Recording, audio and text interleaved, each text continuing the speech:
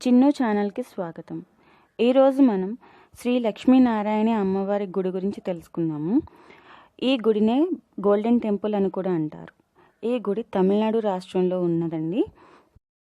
ఈ గుడిని 100 ఎకరాల విశాలమైన స్థలంలో నిర్మించారు. ఈ గుడి మొత్తం బంగారంతోనే నిర్మించారండి. అంటే బంగారాన్ని రేకులుగా మార్చి దానితో ఈ గుడికి తాపడం చేశారు.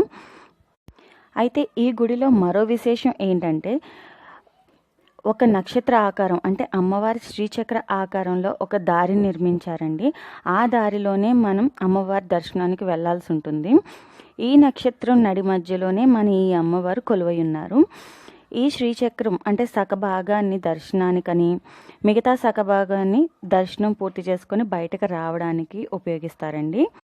అమ్మవారి దర్శనం చేసుకొని బయటికి రాగానే మనకి అదే మండపంలో ఒక వెండితో చేయబడిన ఒక ఆవు విగ్రహం కనిపిస్తుందండి. లక్ష్మీదేవి అంశగా మనం పూజిస్తాం కదా గోవు తల్లిని. గోవుకి పూజించి మెట్లు దిగి కొద్దిగా ఎదురికి రాగానే మనకి 70 కిలోల బంగారు మూర్తి, లక్ష్మీదేవి మూర్తి కనిపిస్తుందండి. ఇక్కడ ఈమెకి విశేషం ఏంటంటే, భక్తులు ఎవరికి వారుగా వాళ్ళ స్వయంగా అభిషేకం చేసుకునే అవకాశం కల్పించారు. అయితే ఆ అభిషేక జలాన్ని మళ్ళీ తిరిగి మనకే ఇచ్చేస్తారండి తీర్థంగా. ఆ తీర్థాన్ని మనం సేవించి ఇంటికి తీసుకొచ్చి ఇంట్లో నలుమూలల అంటే సుఖశాంతుల కోసం అని చెప్పి ఇంట్లో నలుమూలలా జల్లుకోవచ్చు. అలాగే వ్యాపారం చేసుకునే వాళ్ళైతే కనుక వాళ్ళ వ్యాపార సంస్థల్లో జల్లికున్న లేదా వ్యాపార స్థలాల్లో జల్లిన అంతా మంచి జరుగుతుందని ఒక నమ్మకం అండి. ఈ గుడి యొక్క మరో విశేషం ఏంటంటే, ఈ గుడి బంగారు గుడి చుట్టూ కొంత నీళ్లతో నిండి ఉంటుందండి. అందులో ఏమైనా కోరుకొని నాణాలు కానీ, స్త్రీలైతే గాజులు కానీ వేస్తే వాళ్ళ కోరికలు తీరుతాయని నమ్మకం అండి. అయితే ఈ గాజులు పగలకుండా వేయాలండి, వాళ్ళ కోరికలు తీరుతాయని నమ్మకం. పోగా ఈ గుడి యొక్క మరో విశేషం లేదా అసలు విషయంగానే చెప్పచ్చు ఏంటంటే, ఈ గుడిని అమ్మవారిని రాత్రిపూట దర్శిస్తే 2 కళ్ళు చాలవండి.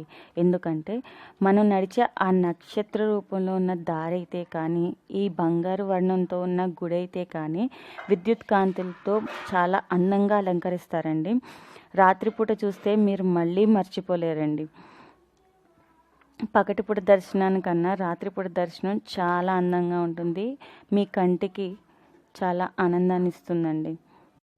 ఈ అమ్మవారు వెలిసింది స్వయంభుగా అయినా వెలిసిన స్థలం మాత్రం ఇది కాదండి. ఈ గుడిలోకి ప్రవేశించే రహదారి ఆవలి పక్క ఒక 20-30 మీటర్ల దూరంలో ఒక చిన్న దేవాలయం ఉందండి. అందులో ఈమె స్వయంభుగా వెలిసారు. అక్కడ నుండి తీసుకుని వచ్చి ఇక్కడ ఈ 100 ఎకరాల స్థలంలో ప్రతిష్ఠించారండి. ఈమెనే శ్రీ శక్తి అమ్మవారుగా కూడా కొలుస్తారండి.